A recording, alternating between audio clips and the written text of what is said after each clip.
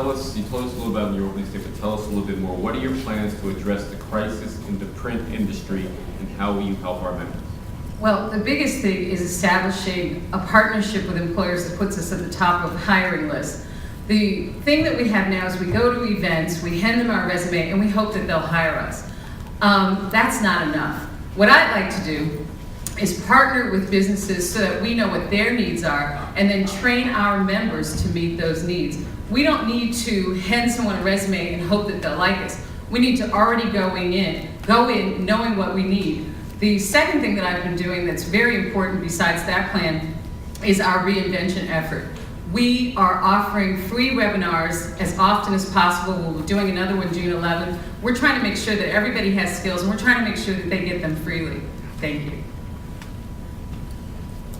One thing that must happen for NABJ to transform, and transform as quickly as this crisis is happening, is to get out ahead of it and not react, but act. That means if there's a secret meeting going on with newspaper editors and CEOs from around the country talking about what they're going to do to try to figure out how to get online ads, NABJ should be at the table.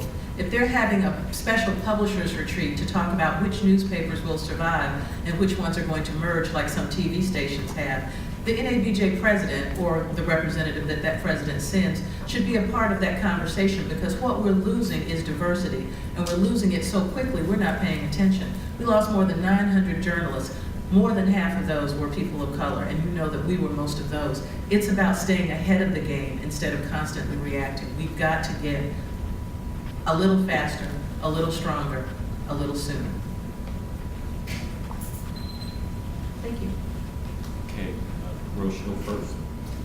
Your ideal, I'm asking another, because this was for President Vice President, what are your ideals on the changing membership dynamic?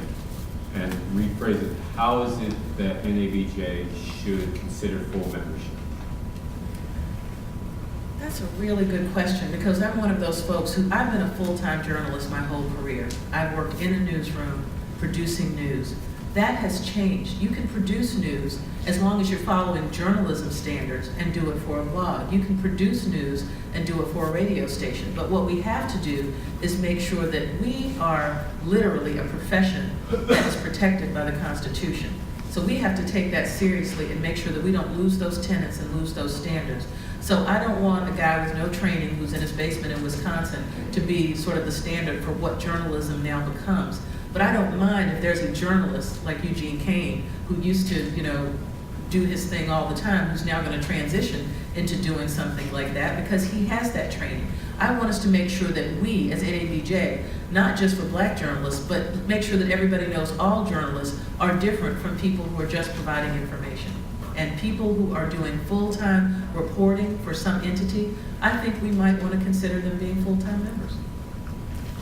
Well, this is actually something we've already started on. We're not reacting in this case. We're moving ahead on this already. Our president, at our last board meeting, formed a committee to study membership, to look at what we were doing in terms of members, and that is a committee that's also working with our governance committee to find out what's going on. As your vice president of print, what I would like to do is work with some of our founders. Dorothy Gilliam and I have had this conversation. Aisel Moore and I have had this conversation. We actually want to study this trend, to do the research, to get information from groups like Temple, the Maynard Institute, and have them take it on themselves, help NABJ to figure out where we are going in terms of membership, who should be a full member, how we should redefine our categories. We need to study this, we need to pay attention to this. Our associates and our students are our fastest growing segments of our membership, and we need a quick response, and I think it should be a studied response. Last question. Deirdre first. You receive a call from a member today who has a job that they're concerned that they might get laid off. And they said that they're being recruited by someone that's out of the field in journalism that might be a little bit more stability. What do you tell that person? I tell them to put a list together, to take it depends on the field also. I had this conversation today with somebody about the fields that are open to them, the fields that are comfortable to them. I think that every individual has to look at themselves, where they are in their life, and make those decisions. If I'm a young journalist and I truly believe in what we stand for, I might stick it out because I don't have other responsibilities. But if you're a person who has some responsibilities, you still care about journalism, you can find a way. You can freelance. You can become an independent journalist and still do something else. A lot of people said they came here thinking, oh, what's my plan B? But it doesn't have to be a plan B. It can be something that you can do. You can take a job to get the money, to get the bread in the kitchen. You can do something like that. But you can also continue to be a journalist because the format, all of the platforms are still available to you. So you should make the best decision for yourself. I've had those conversations with members around the country, many of whom feel like NABJ is not an organization for them anymore. They're not paying their dues. They don't plan to go to the convention. And there are two responses, depending on their age, depending on their region, and depending on how much they've gotten accomplished. If it's an older member who has been in the business for a while and this is something they're doing and they're happy about it, I say take the job.